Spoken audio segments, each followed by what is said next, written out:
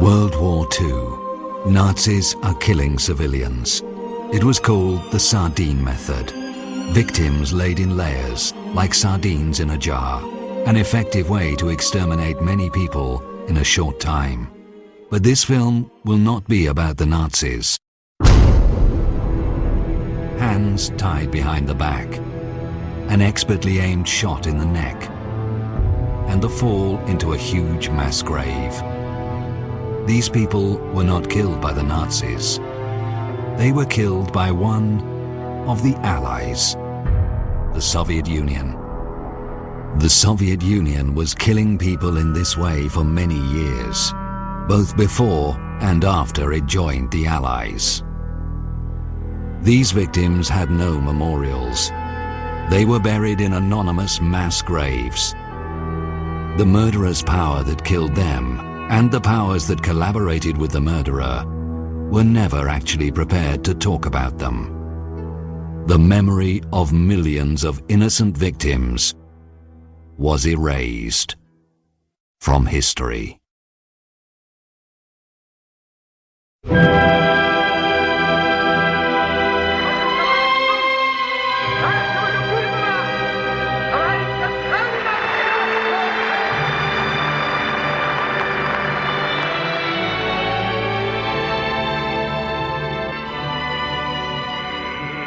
Youth throughout the world likes to make jokes using popular symbols of the past. While the Nazi swastika is considered to be a bad joke, Soviet symbols are not.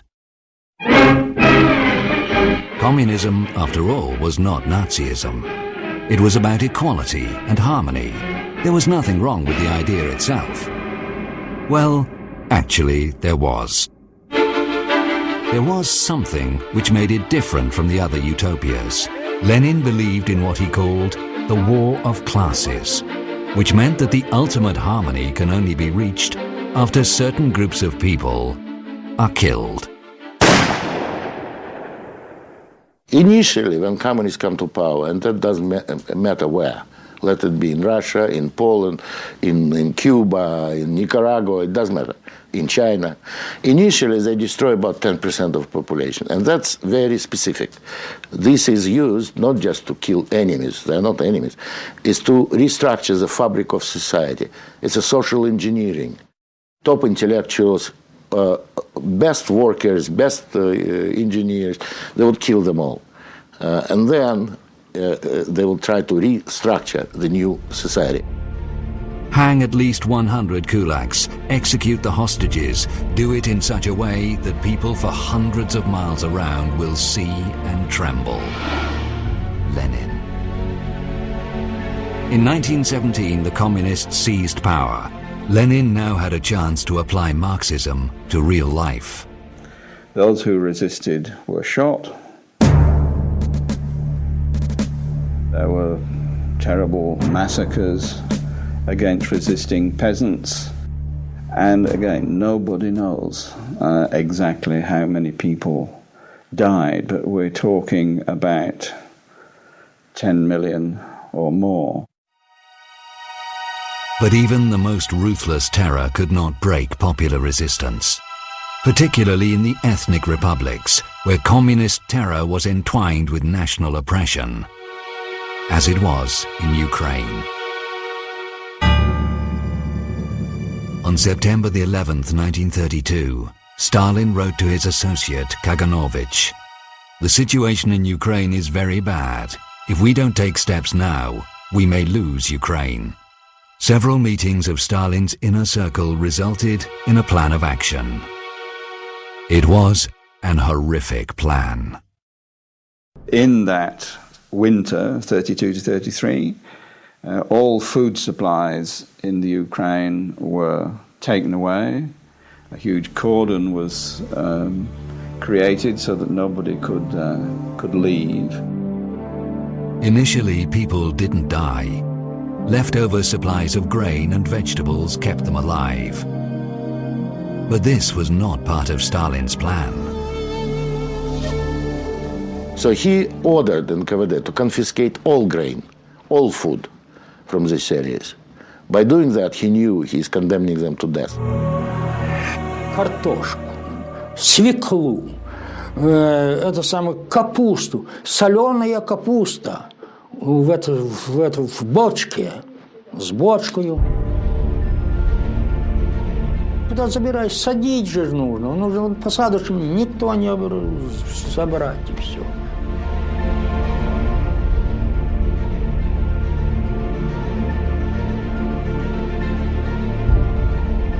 Когда было изъято продовольствие у крестьян, им еще и запретили выезжать, искать его в других местах.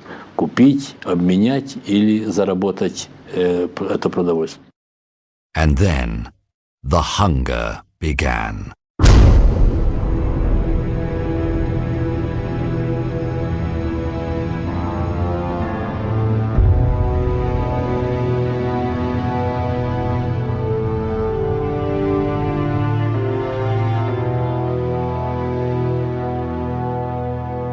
Они умирали.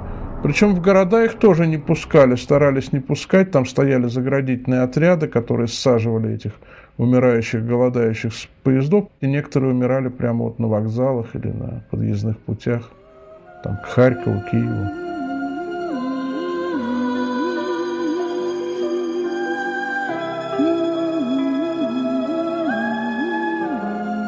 Ukrainians were dying torturously slowly. Children cried agonizingly for bread. Many lost their sense of fear. They went to the NKVD-guarded fields to collect single ears of grain. They were shot on the spot. But most of the victims died slowly, at home.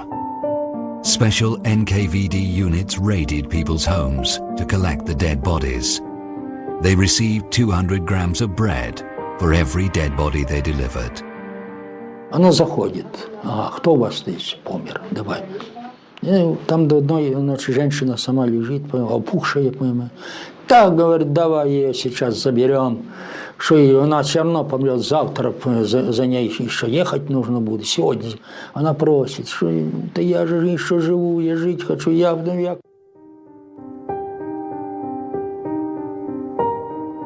Скинули з вода.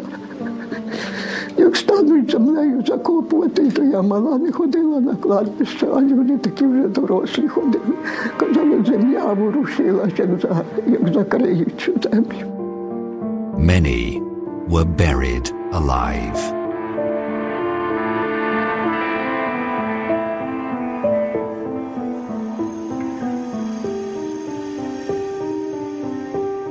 Это для меня место святое, потому что здесь лежат жертвы Голодомора, в том числе и мои близкие родственники, в частности, моя бабушка.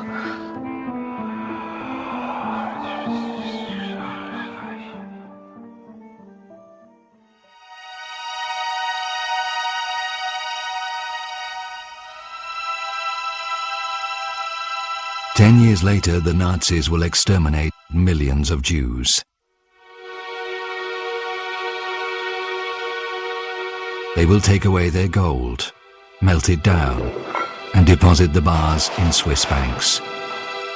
We don't know what communists did with the gold confiscated from these people, and was there any gold? What we do know is what communists did with the grain taken from them. It was exported to the West. Millions upon millions of tons. Despite the famine, the export of Ukrainian grain was increased to the maximum level.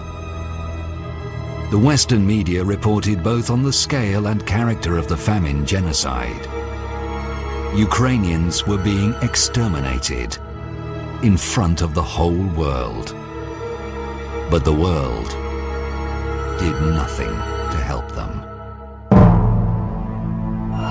7 million people were starved to death in the space of 1 year.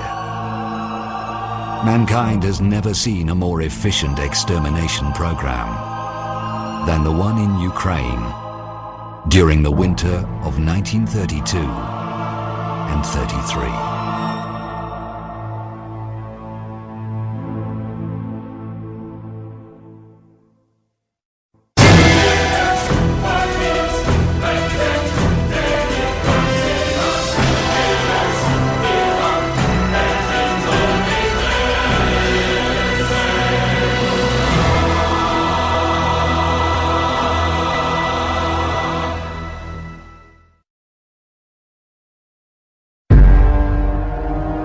Soviet society was the first communist society on earth. It was a huge social experiment. The agonizing death of 7 million Ukrainians had a wider meaning in the distorted vision of the communist architects.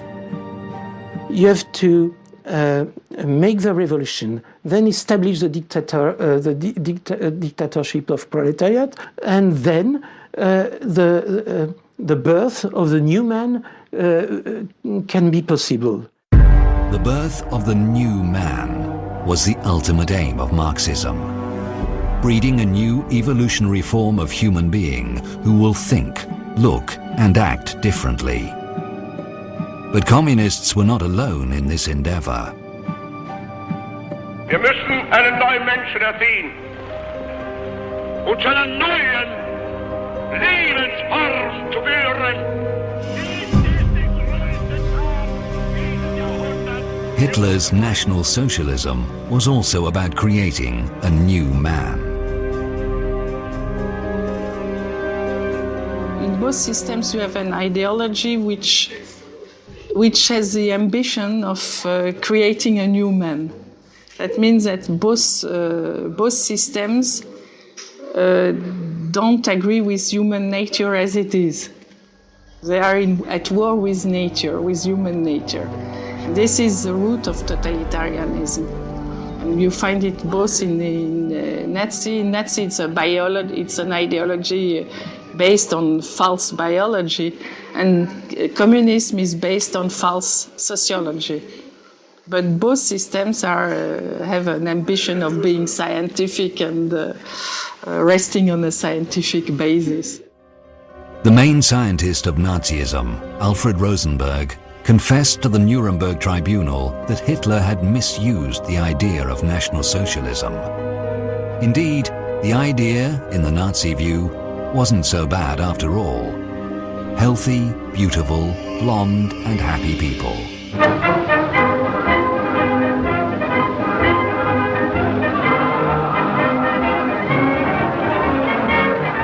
A future society, and without handicapped or Jews, nearly a paradise. For some reason, National Socialism did not work out, just as the Soviet Socialism didn't. Was ist geschehen? Sag mir, wo die Blumen sind. Mädchen plötzlich. Both left thousands of mass graves, millions of murdered people. Was it coincidence?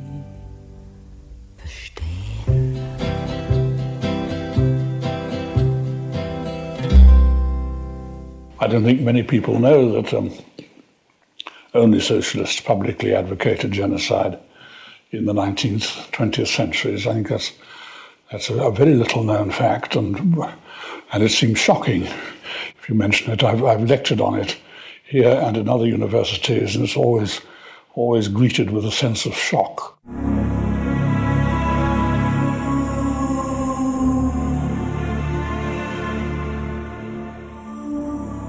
First appeared in January 1849 in Marx's journal Neue Rheinische Zeitung.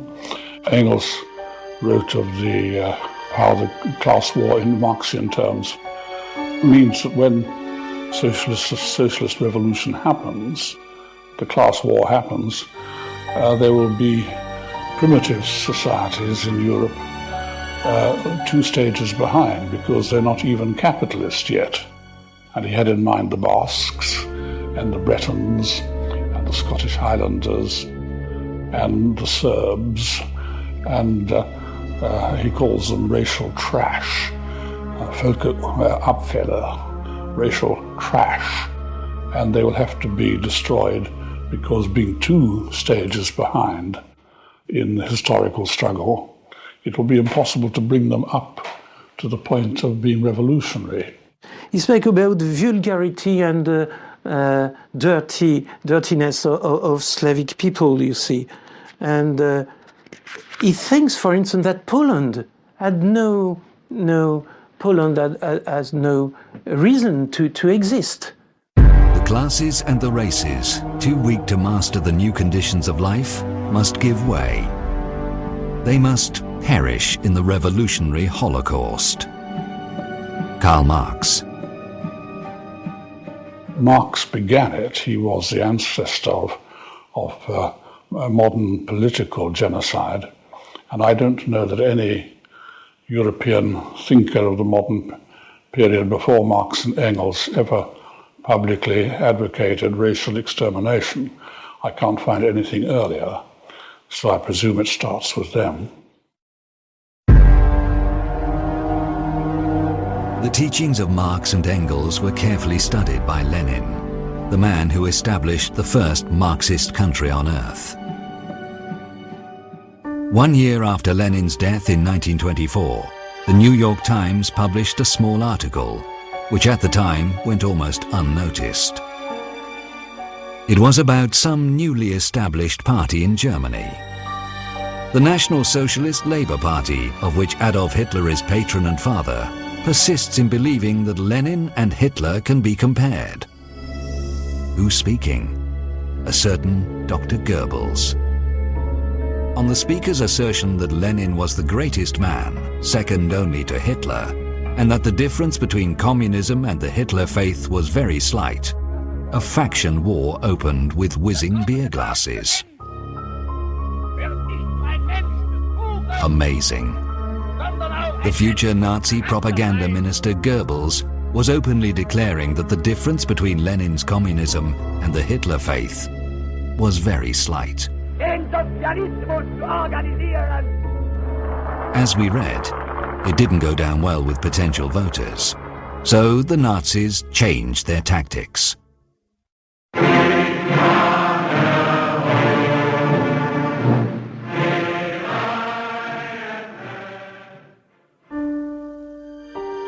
Their early campaign posters quietly disappeared. They never again publicly stressed their resemblance to communists. In the inner circle, however, the Nazis and Hitler were more outspoken.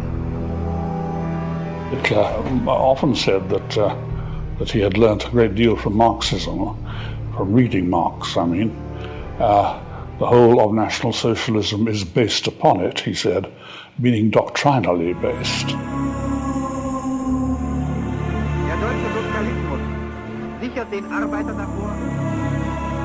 People keep forgetting that Nazi regime in Germany was also socialist. It was, they officially were called National Socialist Workers' Party. So it's a branch of socialism. The Soviets were international socialists, and those were, in Germany, national socialists. So it's the same thing in reality, only slightly different interpretation.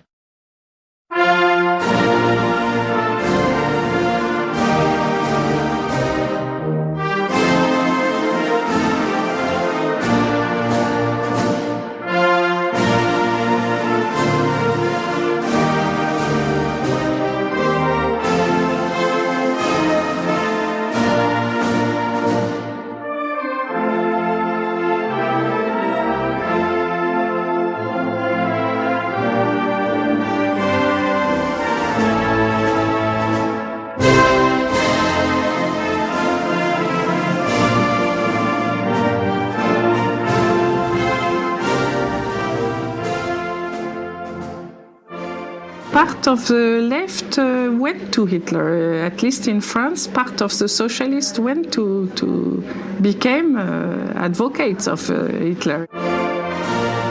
The popular British playwright Bernard Shaw supported Hitler in the mass media. The left supported Hitler not because he deceived them. They knew Hitler would kill. He said he would. In fact, it was why they supported him. You must all know half a dozen people at least who are no use in this world, who are more trouble than they are worth. Just put them there and say, sir or madam, now will you be kind enough to justify your existence? If you can't justify your existence, if you're not pulling your weight in the social boat, if you're not producing as much as you consume, or perhaps a little more, then clearly, we cannot use the big organization of our society for the purpose of keeping you alive, because your life does not benefit us, and it can't be of very much use to yourself. Bernard Shaw believed in mass killing by category, not usually by racial category, but by category, you know, the idle, the unfit. Killing off the parasites within society was what Marxian socialism was about. He demanded in a London newspaper that the scientists should devise a humane gas. I appeal to the chemists to discover a humane gas that will kill instantly and painlessly. Deadly by all means, but humane, not cruel.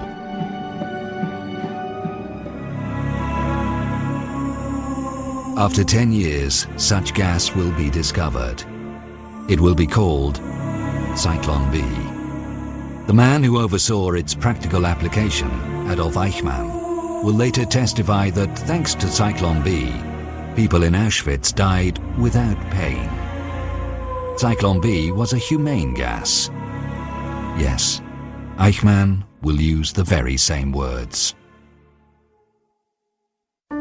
It must be said, though, that Bernard Shaw, as well as the left in general, fundamentally opposed Nazism, because Hitler had distorted Marxism beyond recognition. Gassing people based on their nationality was absolutely inexcusable. The selection should be based on class. Hitler got it all wrong. Absolutely different people needed to be killed. The only true Marxist country on earth was the Soviet Union. It exterminated strictly according to Marxist teaching, the class enemies. In general, the process was pretty similar to the extermination of the Jews. First, the victims were ridiculed and publicly humiliated. And then they were killed. Millions of them.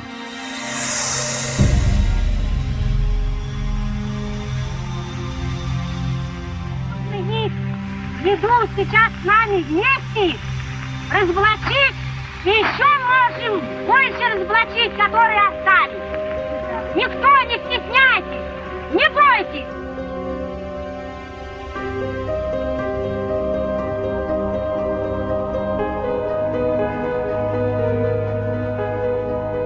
If the enemy does not give up, it must be exterminated. В 30-е годы была заведена отработана вся эта технология расстрелов и убийств. Значит, практически каждая область, административная область, имела свою зону, где, захоранивали этих расстрелянных. The shooting itself was carried out in prisons. In the basements there were special shooting chambers with concrete walls and with a runnel to channel blood. Человека вели по коридору в красный уголок. В красном уголке последнее, сличение персональных данных. Он должен был назвать свою фамилию, имя, отчество. Потом, его выводили, заводили в эту комнату. И как только он переступал порог, он получал выстрел в затылок из пистолета. Yes, people were killed by a bullet in the head. We know that usually they were killed by bunches of, between 100 and sometimes, several hundreds every, night. Then the corpses were loaded onto trucks, driven out of towns and buried in nearby forests and parks. This is Bukivina forest near Kiev. The elderly people will never forget the trucks which were driving here during the night. Blood was dripping from them en route. Only after 50 years the relatives were allowed to come here. They created this memorial where monuments are trees. Each tree in this forest is banded with a scarf in memory of the innocent victims who were brutally murdered and dumped into mass graves here.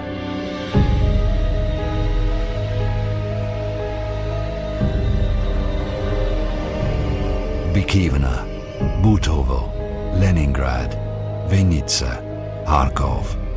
Mass graves littered the whole country.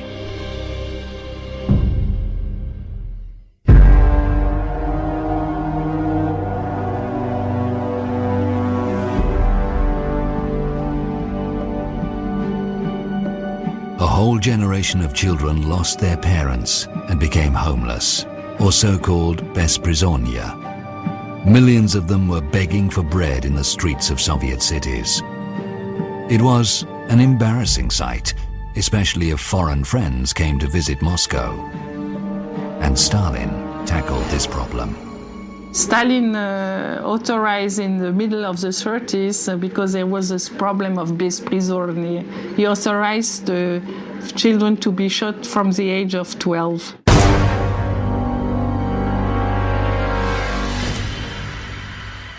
People were being shot day and night throughout the biggest country in the world. Stalin even got to the point of killing people by random, by quotas. Let's say 100,000 in Tambov district. Okay, that's it. Whoever they grabbed and shot will be fulfilling quota. They wouldn't care about names. Then after the quotas were fulfilled, the local authorities would report to Stalin, to Central Committee, and asked for additional quotas. Хрущев просил, лимит, вот, значит, там, что-то ему там разрешалось, что-то 7 или 8 тысяч врагов народа. Он просил, дайте мне лимит на 17 тысяч. An additional quota will be given, and after fulfilling, they would again ask for additional quota, and so it will go in circles. It was like mincemeat machine, you know, it was just killing and killing and killing. Сталин, как человек, у которого весь в крови, я все это видел, его резолюции, когда пачками он подписывал вместе с Молотовым, Ворошиловым, Кагановичем, Ждановым. Это самая пятерка была инициативная. Молотов всегда добавлял заменить 10 лет на расстрел. Пачки.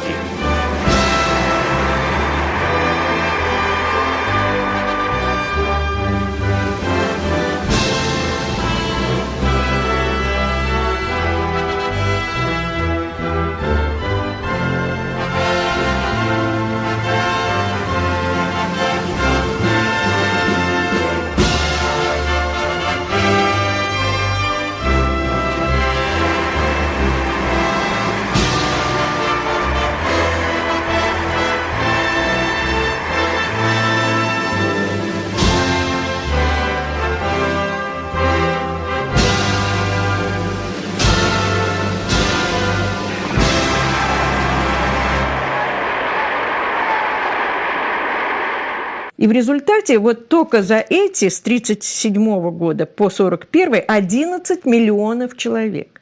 11 миллионов. Можете себе представить? Какие масштабы репрессий своего народа? And I don't think the world, certainly Europe, has never seen that sort of murderous killing, either in numbers or in nature. There was a man in Europe who was closely following the situation in Russia, Hitler. To kill millions of people in such a short time was truly remarkable. Holocaust was as yet only an idea in Hitler's head. Hitler, Sieg Heil!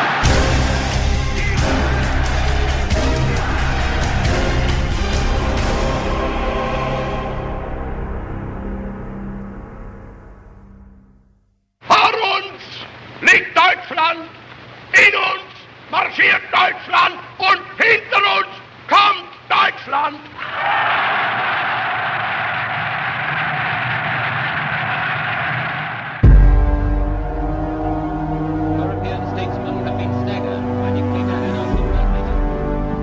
Hitler's distorted vision of the world began to take a real shape. He annexed Austria, occupied Czechoslovakia. It became clear to everyone, to avoid a global catastrophe, Hitler had to be stopped. But Stalin refused to join the anti-Hitlerian coalition. Their idea was to destroy old order in Europe. And that was Stalin's big idea. Let Hitler be a bad guy. He will go and destroy all the order in Europe. There will be no parliaments, no trade unions, no armies, no governments. And then Stalin will come as a liberator. Millions of people will be sitting in concentration camps, hoping for someone to liberate them. And Stalin and the Red Army will come as a liberator. That was his plan. But Hitler had neither the resources nor the secure rear borders to wage a large-scale war. So, on August the 23rd, 1939, Hitler and Stalin sign a pact which provides Germany with a secure eastern border and huge supplies of strategic resources to be provided in later economic agreements.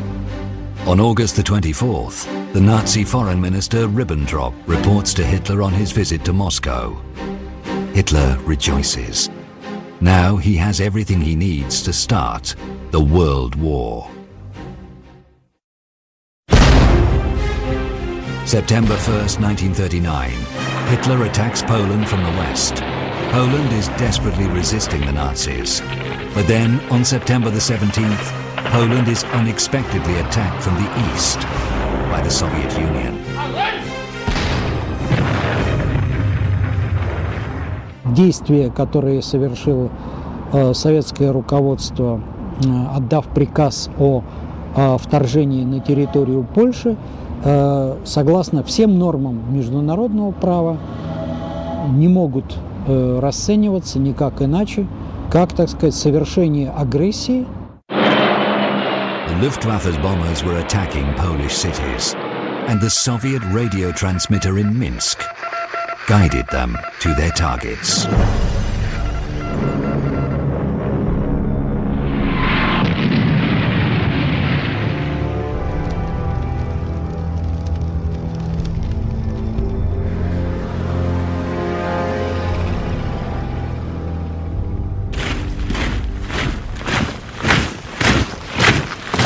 The Red Army looked different then. It entered the Second World War, side by side with the SS. Local populations sometimes could not tell the difference between the two. So, to be sure, they addressed both. The German army met the Red Army in the middle of Poland, and then the two totalitarian monsters, Soviet and German, divided the country between them. The Soviet press depicted the whole thing as a fight against Polish fascism. The peace-loving Nazi Germany and the Soviet Union were fighting aggressive Polish fascism.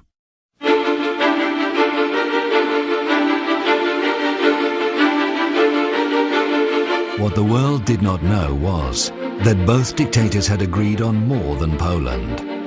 In a secret protocol signed in the Kremlin a week before the war started, Hitler and Stalin agreed on the division of Europe. Сначала в этом проекте, который предлагал Риббентроп, этого не было. И вот как ни странно, инициатором составления вот этого тайного дополнительного договора был Сталин сам. А мы отрицали, понимаете, потому что он настолько, как говорится, агрессивный, что это не к лицу коммунистической партии, отрицали, что не было такого до последнего дня все время отрицали. By this secret protocol, Hitler gave the green light for Stalin to occupy a number of European countries. The first on the list was Finland.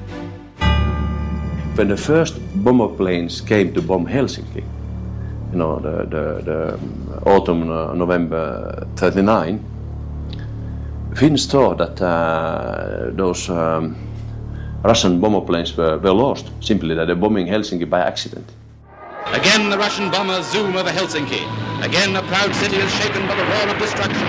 Just feel your own heart beating faster as you see the buildings falling under the impact of the bombs. Moscow labeled Finland a fascist regime and launched a massive ground attack.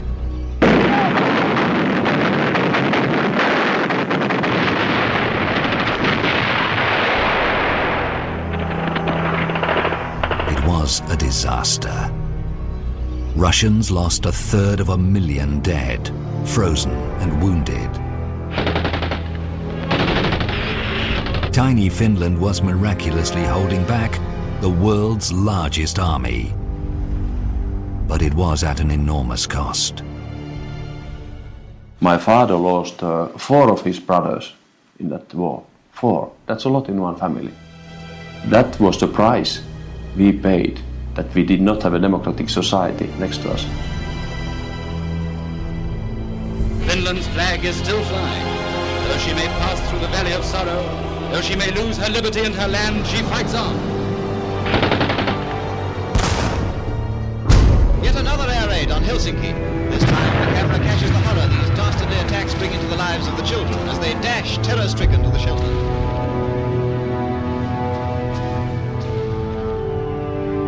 People cowering against a wall for safety from aerial death. This is the mark of warfare against women and children. As the Russians retreat from the Arctic villages, even if they can't win, they can still burn and destroy.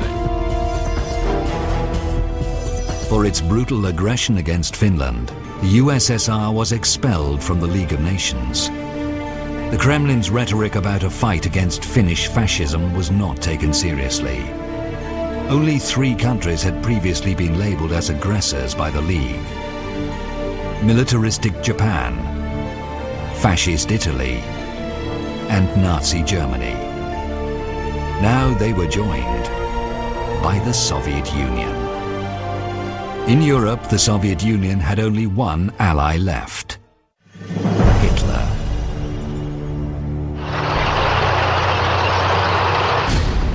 Hitler launched his blitzkrieg in the West. Nazis occupied Denmark, Belgium, Holland, Luxembourg. Norway was invaded with the direct help of the Soviet Union. Stalin provided the Nazis with a Soviet naval base near Murmansk, from which Hitler launched his attack on Norway.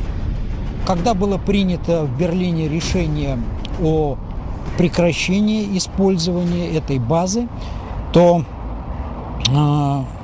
было направлено соответствующее благодарственное письмо адмирала Рейдера наркому военно-морского флота Кузнецову с выражением большой благодарности за услуги, оказанные германскому военно-морскому флоту. Stalin wrote to the Nazi Foreign Minister Ribbentrop, "The friendship between Germany and the Soviet Union was sealed by blood." Apparently, he meant the blood of the Soviet and Nazi victims. And friendship it was. Soviet and Nazi officers were meeting and discussing the progress of the war. This is December 1939. The progress was good, and the prospects looked even better. There was reason to celebrate.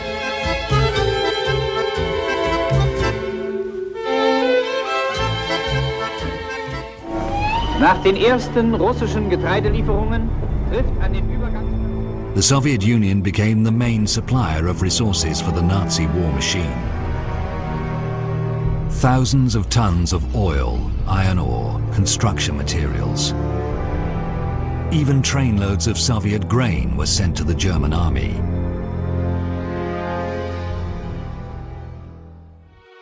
Soviet citizens were starving, but their government was sending food to Hitler.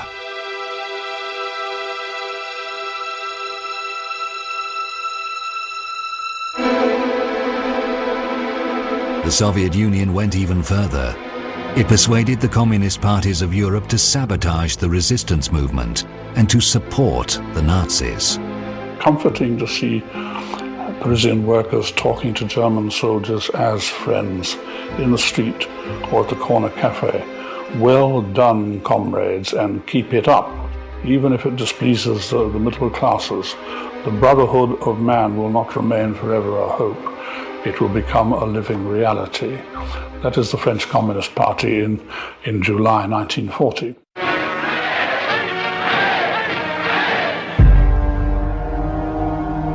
Communist Party say today that they were resistant well before the June 1941 when Soviet Union was attacked. In fact, they were in fight with the Maréchal Pétain's government more than the German.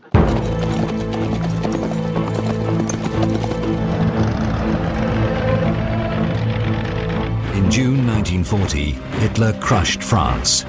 Stalin, meanwhile, occupied Lithuania, Latvia, and Estonia. The only country in Europe still resisting Hitler was Great Britain.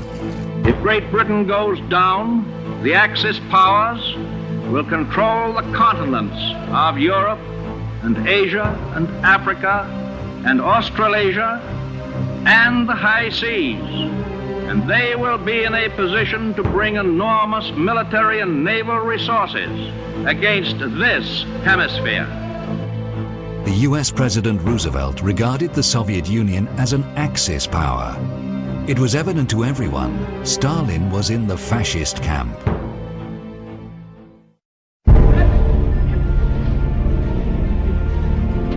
The Soviet Premier Molotov went to Berlin to discuss the post-war world order. In der neuen Reichskanzlei wurde Molotow vom Führer zu einer längeren Aussprache. He arrived with a list of territories the USSR was interested in. While Hitler and Molotov were discussing it, the other Soviet comrades enjoyed the company of Goebbels, who must have talked about the advantages of Nazism, because it was the Soviet Premier Molotov and not Goebbels who warned the West not to fight Nazi ideology.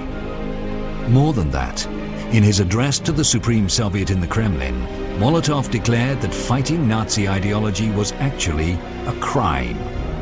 It was published in all the largest Soviet newspapers.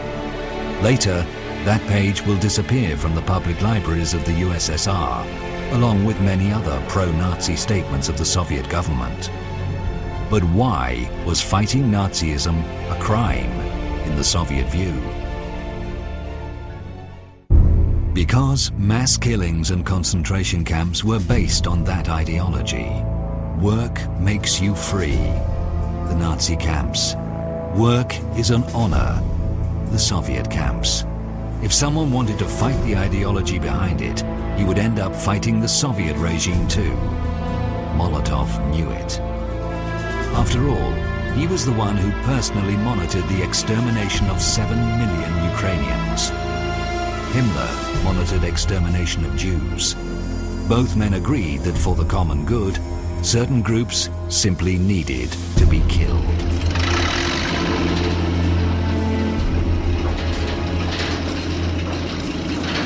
Winston Churchill made no secret that to him, Nazi and communist ideologies were pretty similar. In his view, Nazism was a form of communist despotism. The hateful communist despotism, as Churchill called it in 1940, eventually won, with the help of the Allies.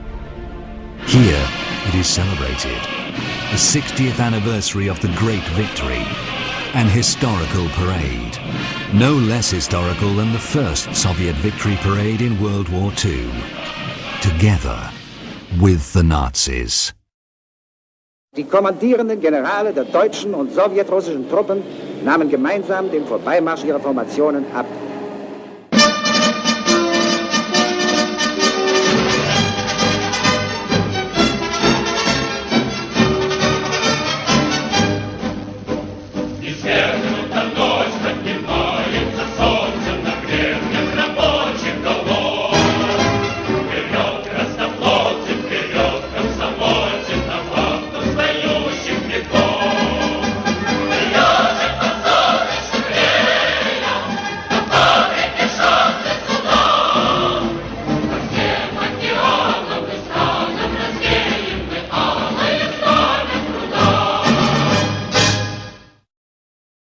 The Soviets never emphasized that they were parading under the Nazi flag. Officially, Moscow portrayed itself as an epic anti-fascist fighter. Many people believed it. Many Jews fled to the USSR to be protected from Hitler. And then Stalin did something unimaginable. He rounded them up and delivered them back to the Gestapo as a gesture of friendship.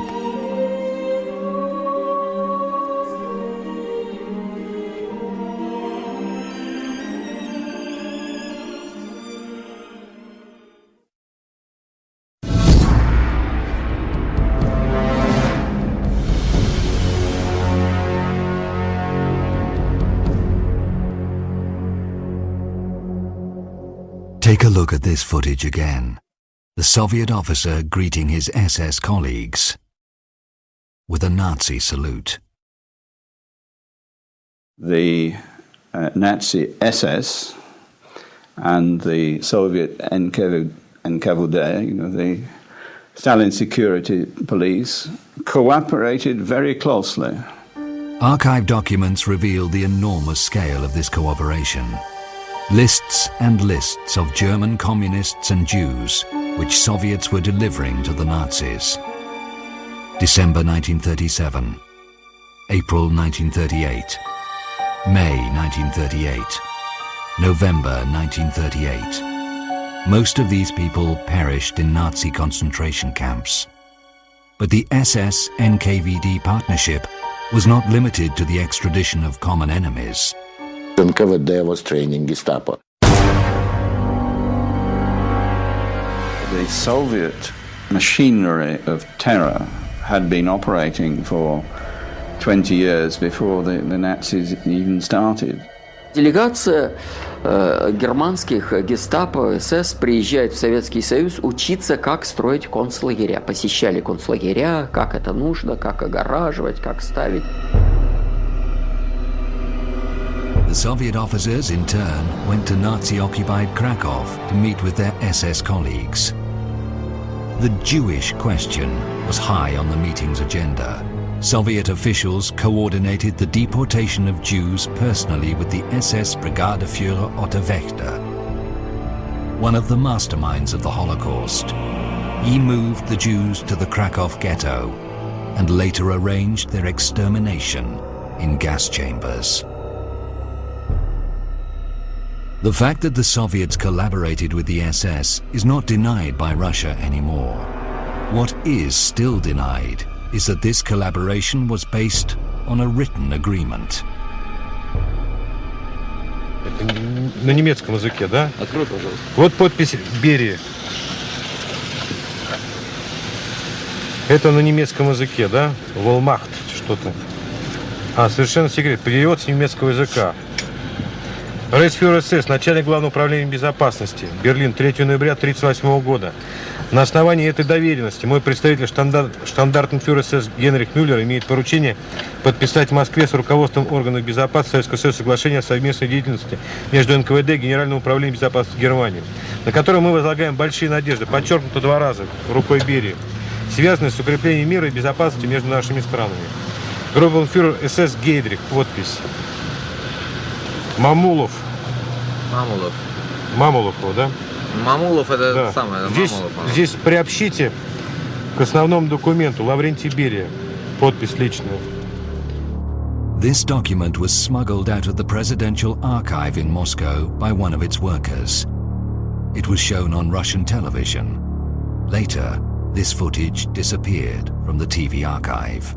Ты хотя бы почитай, что внутри. Я сейчас нам показать. Ну давай обсуждать, потому что эта страна должна знать, потому что это геноцид. Потому что 20 миллионов жизней отдали за то... Unlike the official Kremlin, the former Soviet officials who had access to the Central Committee, now Presidential Archive, affirm the existence of such an agreement. Vladimir Karpov, former military intelligence colonel, 2 times hero of the Soviet Union, member of the Central Committee, the top Soviet Leadership Council. Convoys bringing in the entire Politburo and party bosses from every corner of the country. This man, Vladimir Karpov, said that so many problems had now mounted up that the way things were run had to be changed. We spoke with Mr. Karpov in his Moscow apartment in Kutuzovsky Prospect 26, the house of the former KGB chief Andropov. and the Soviet leader, Leonid Brezhnev. Был заключен тайный договор между КГБ и НКВД, тогда называлось НКВД, и Гестапо о сотрудничестве. Тоже меня, значит, обвинили, что это чепуха, и такого не могло быть. Мы интернационалисты, мы не могли, значит, заключить такой договор. Вот это совершенно противоречие между тем, что сталинский режим – преступный режим, а во внешнеполитической области вроде и не преступный. Понимаете, тут, если он преступный режим, он во всех областях действует преступно, в том числе и во внешнеполитической. И это надо признать раз и навсегда. But Moscow does not accept it. It does not accept the criminal nature of the Soviet regime. Any documents revealing it are usually declared fake, like the secret protocol dividing Europe. Interestingly, in this case, the Kremlin's denial is supported by one Western historian, David Irving, more famous for his denial of the Holocaust. But why would he deny the authenticity of this agreement? We can only guess. A quote from the document. Органы НКВД возлагают на себя обязательство предложить советскому правительству программу по отстранению лиц еврейской национальности от органов власти, о запрещении использовать евреев и лиц, происшедших от браков с евреями в области культуры и образования. Вот подписи. Начальник Главного управления государственной безопасности Народного комиссариата Берия и представитель начальника Главного управления безопасности Германии штандартенфюрер СС Мюллер. Вот его подписи, вот печать. Sounds quite shocking. But what is more shocking is that in today's Russia, these actions of Stalin are still being justified at the highest level. The former defense minister of Russia, Igor Rodionov. Это была война, настоящая война. Это была война с еврейским фашизмом внутри государства. Rodionov is just one of many in Russia today who believe that helping Hitler to fight Jews in the 1930s was actually a noble fight against fascism. Jewish fascism, as it is now called in Russia. In 1939, Stalin sacked his longtime foreign minister, Litvinov. Дело в том, что Литвинов действительно был по причине своей еврейской национальности, крайне неподходящим для подписания любого пакта с Германией. And Litvinov was removed. The Soviet foreign ministry was surrounded by NKVD troops, tanks, and Stalin gave the order, clear out the synagogue, which is not a very nice thing to say. You would expect this from Hitler, but Stalin equally was capable of such prejudice.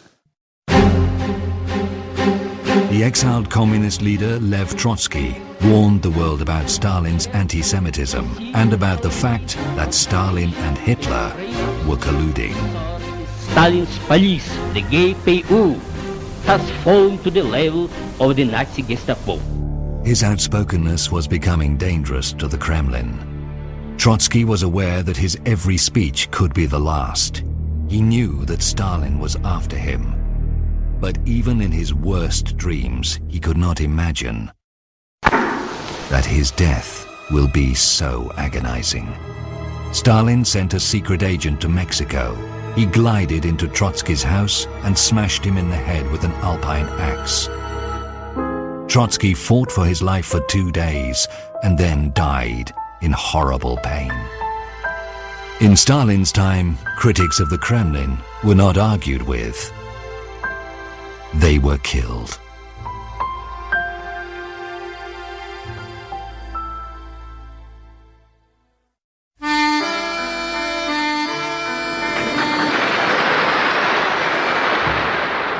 The Soviet Union, like Nazi Germany, did not just commit criminal acts, it was a criminal enterprise in its very essence.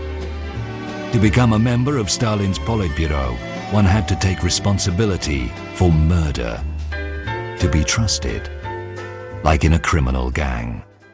Stalin rarely signed execution orders alone. The other Politburo members also had to put their signatures on the death lists. Even those who later condemned Stalin were responsible for mass murder themselves. Comrades were united by common crimes. There was no way back for them, but to commit new crimes.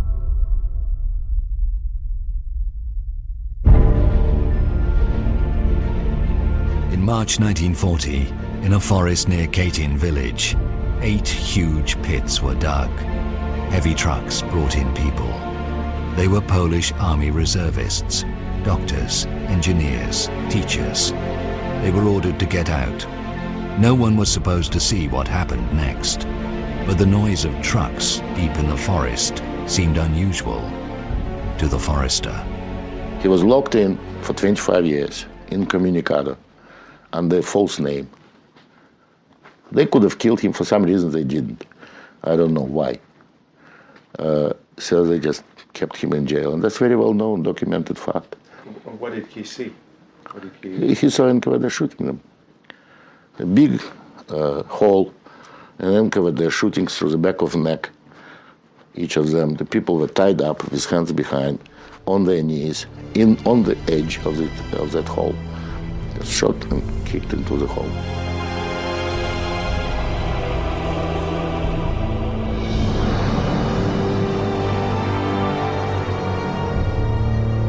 Политбюро ЦК ВКПБ приняло решение всех этих военнопленных из этих 3 специальных лагерей расстрелять.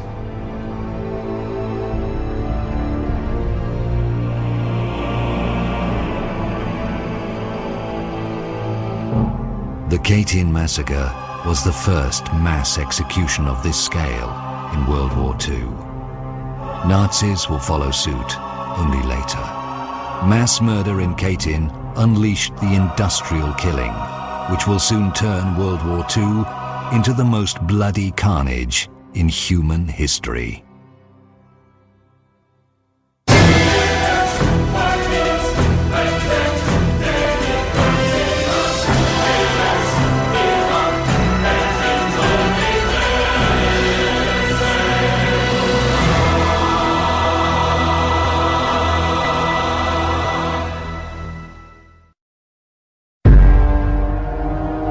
After Katyn, the Soviets carried out massacres on a regular basis. Riga, Tartu, Lviv, Minsk. Relatives could not identify many of the corpses. Horrific torture had made them unrecognizable. The Soviet Union, meanwhile, had become an allied power.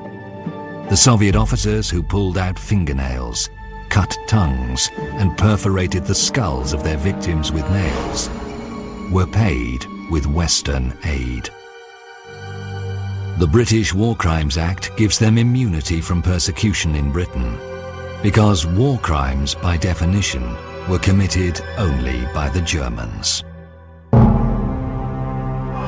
ask, what is our aim? I can answer in one word: victory. Victory at all costs.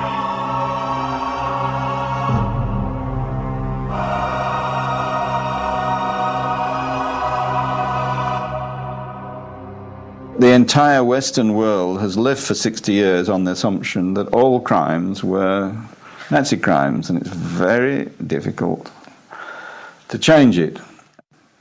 Whether Europe will ever come to terms with this criminal part of its past is difficult to know. Mass killing is mass killing. There should be no distinction between one side and the other. And yet there is.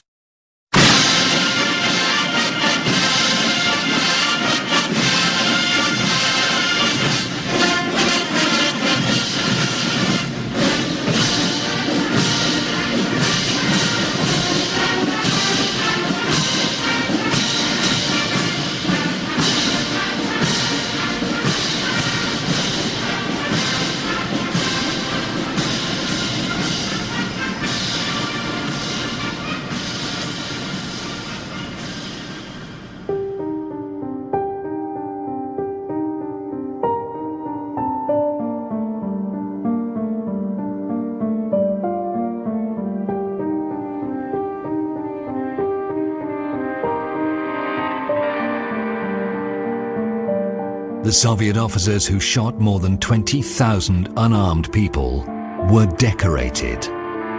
Майор Супруненко, который расстреливал в Катыни, получил тогда низший орден, который был, это знак почета, трудовой орден, ну там же работа же. А Серов, который потом был председателем КГБ, он за расстрел польских офицеров получил орден Ленина. Это была высшая государственная награда.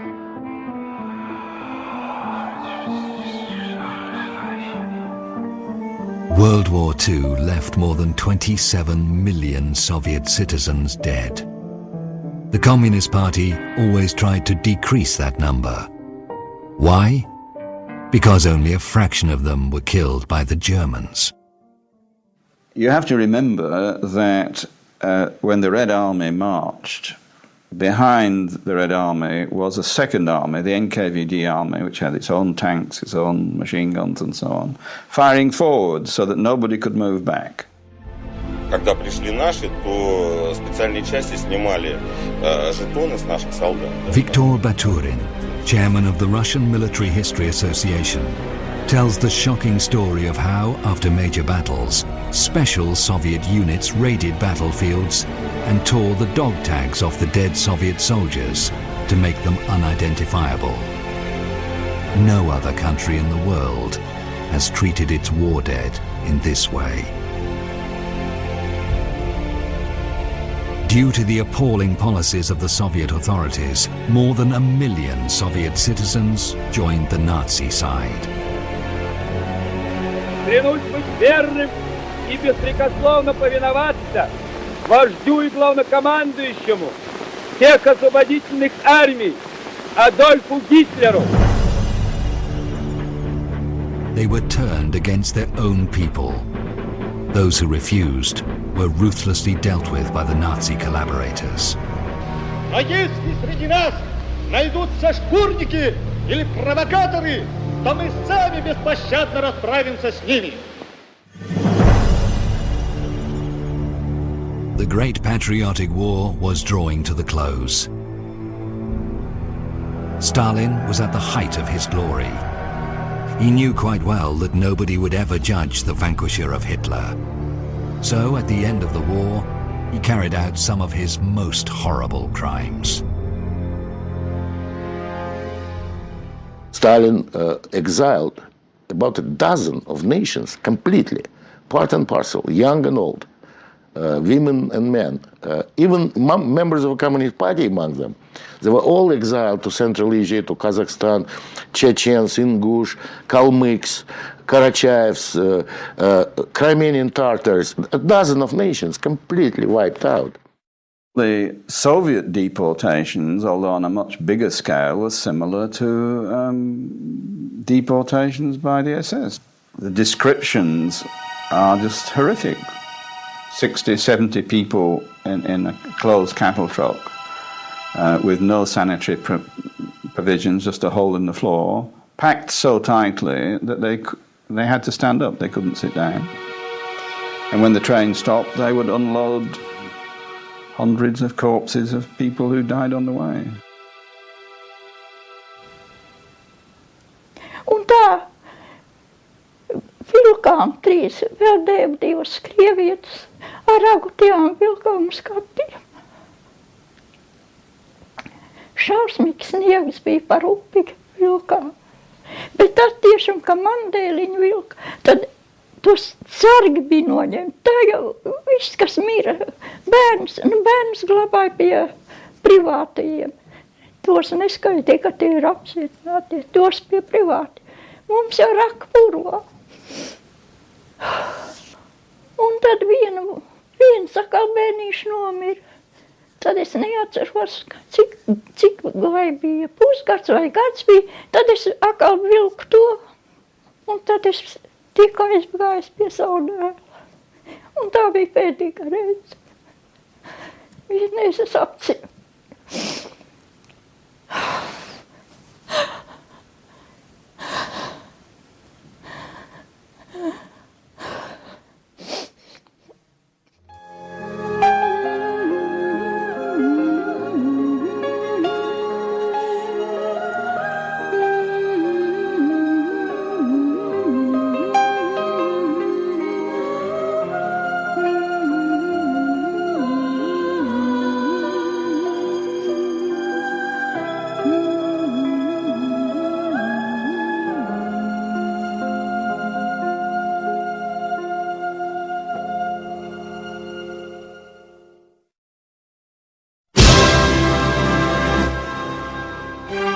In May 1945, the Allies defeated Hitler.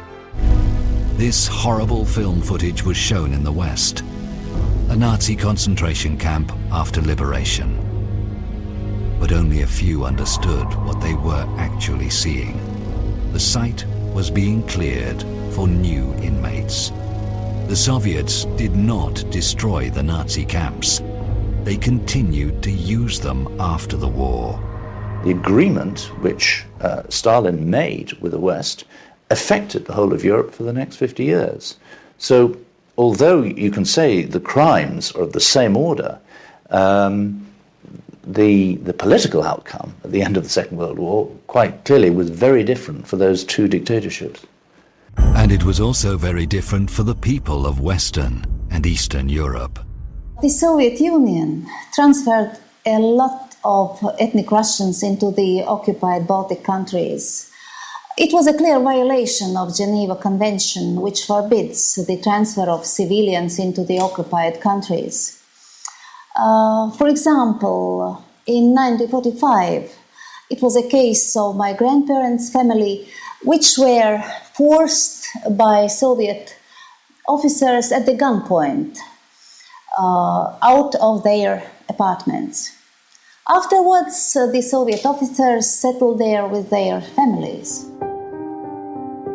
The Kremlin strategically orchestrated ethnic cleansing in the Baltics, so that the Russian settlers became a majority in all the largest Baltic cities. Estonians, Latvians, and Lithuanians were loaded onto cattle trucks and deported to Siberia. The tiny Baltic nations were brought to the brink of extinction. Deportations, executions, and torture became the post-war reality for millions of people. Concentration camps were scattered throughout both Europe and Siberia. In many of them, horrific medical experiments were performed on humans. In Butugichag camp in Magadan, the KGB used thousands of prisoners as guinea pigs, experimenting with the human brain. Many of these prisoners were still alive during the experiments.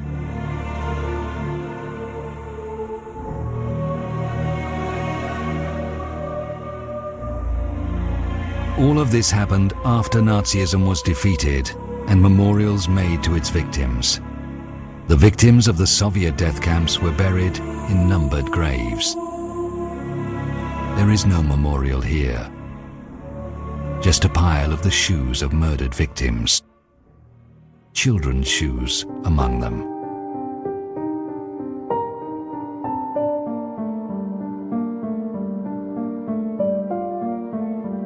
Feeling complete impunity, the post-war KGB terrorized the population, letting loose their most beastly instincts. Mēs izgājām ārā, un tur pie verandas bija liela asinspeļķe.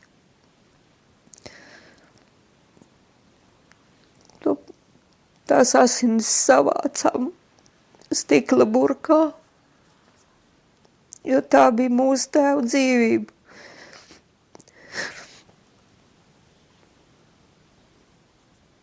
Man ir grūti stāstīt, man tā kā uzplēst ir jauna rēta un tāda, ka lasiņo.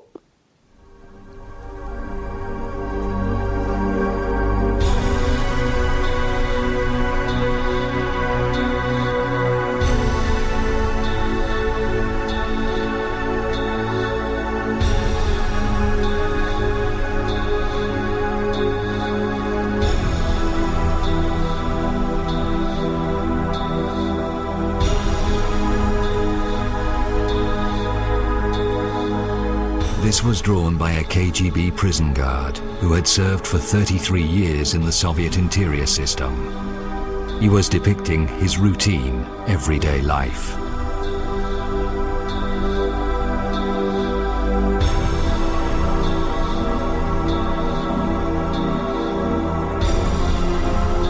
Who were these men? Who were doing these atrocities? Meet one of them. The notorious Jānis Dzintars.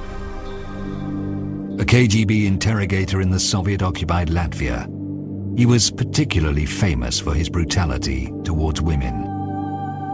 The victims' testimonies paint an horrific picture of his interrogations. Female victims were beaten and tortured by several KGB officers continuously for 20 hours. Not everyone could endure it. The wife of Ernest Waltman, Veronika, was beaten and tortured by Dzintars and his drunk colleagues for 4 days. She finally committed suicide by hanging herself in the prison cell.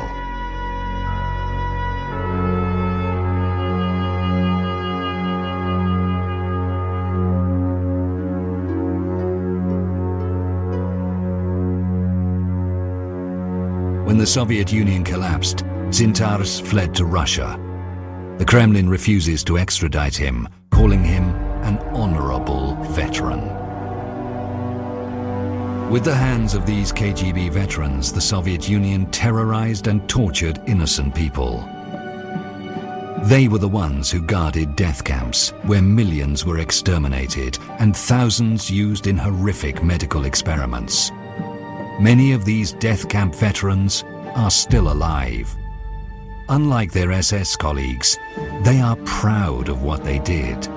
They are proud of the Soviet Union, which let them do it. Прежде всего следует признать, и об этом я уже говорил, что крушение Советского Союза было крупнейшей геополитической катастрофой века. Крупнейшей геополитической катастрофой века. Никому не хочется сознавать, что твои предки были преступниками банальными. Я думаю, в этом дело. I think that Russia, as a successor of the Soviet Union, is obliged to carry out a real investigation of all the crimes and the character of their system. And I think up to now, they are not ready and not able to do it. Under Gorbachev and Yeltsin, the crimes of the Soviet Union were at least not advertised.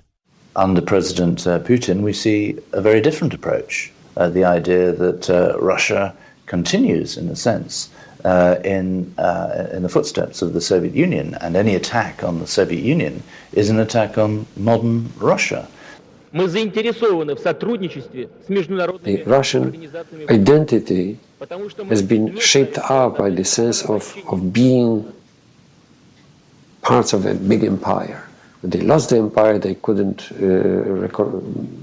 remain the same.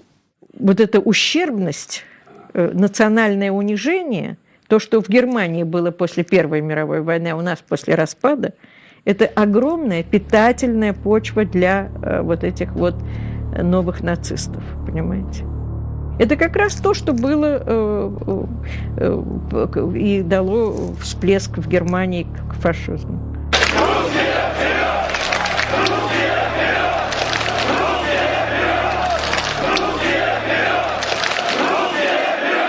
Со времен прихода Путина к власти, практически с конца 90-х годов, с началом Второй Чеченской войны, идет массовая ксенофобская пропаганда сверху. И у людей, в общем-то, появляется такая ненависть к инородцам, людям другого языка, другой веры, к другим странам. The former Russian defense minister Radionov again. Практически все российские СМИ работают против России и народа, так как находятся в руках еврейской мафии. And the next speaker is Mr. Rogozin of Russia. Mr. Rogozin, you have the floor. Я работаю в Федеральном собрании России. Mr. Rogozin led the Russian delegation in the Parliamentary Assembly of the Council of Europe, where he repeatedly voiced his concern about the rebirth of fascism in Europe. At home, his agenda was a little different. The pre-election clip of his party.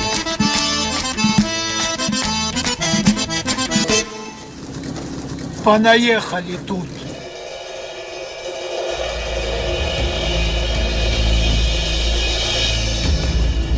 Подними и бери с собой.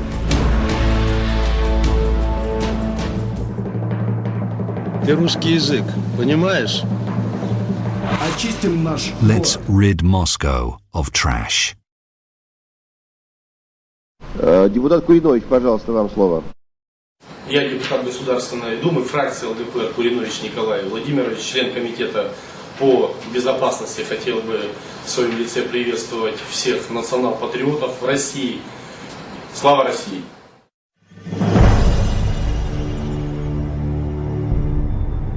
The Nazi salute in the Parliament of Russia. If you think it can't go any further, you would be wrong. Нас арестовали русские национальные социалисты.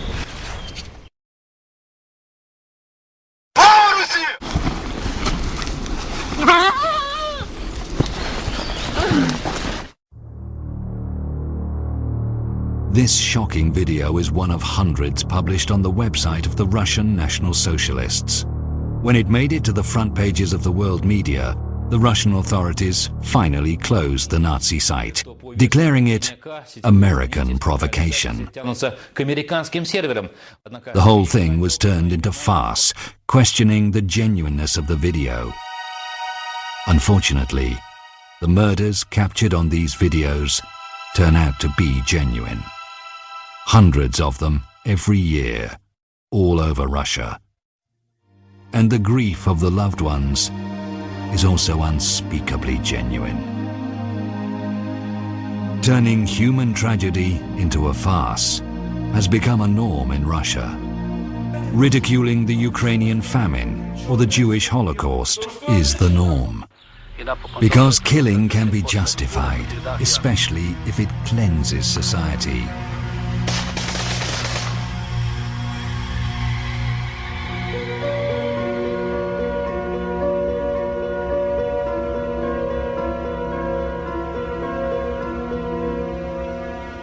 The killers become heroes.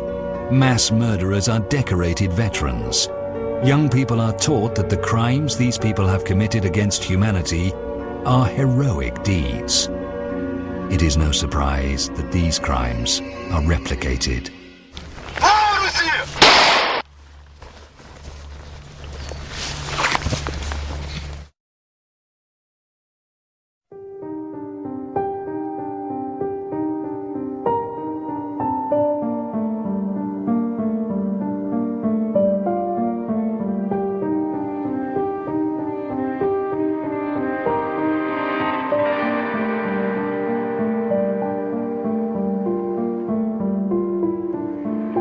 Europe now has the opportunity to condemn these crimes and to demand the extradition of those who committed them.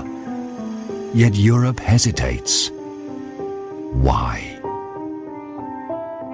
One knows what Europe, how we depend on Russian gas, petrol.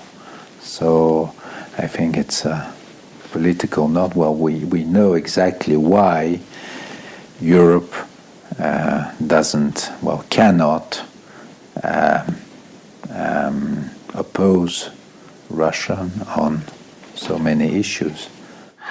Unfortunately, Europe continues ignore Soviet crimes, mass murders, while millions of the victims are neglected by Europe. There is an equal right for all the victims to see those who committed crimes, to see them tried and sentenced. But this is not how the world works. And for example, in the case of Katyn, it's now known very well the names and addresses of many of the Soviet officers who perpetrated those crimes, who shot people in cold blood. Yet if there was ever an investigation, those murderers should come to Great Britain because they'll be safe, because in this country it's not regarded as a war crime.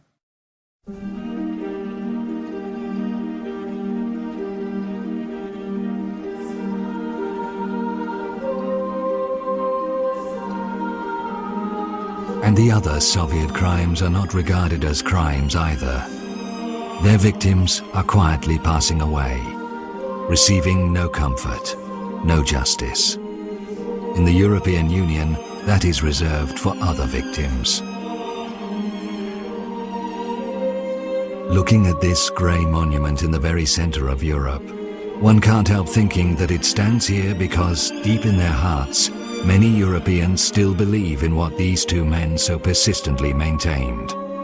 That when inferior nations are being killed, it cannot be seen as a crime, because it makes way for the more advanced nations to build a better life. While this idea is alive, and while the spectre of these two men is haunting Europe, it will be very hard for its various nations to be truly united.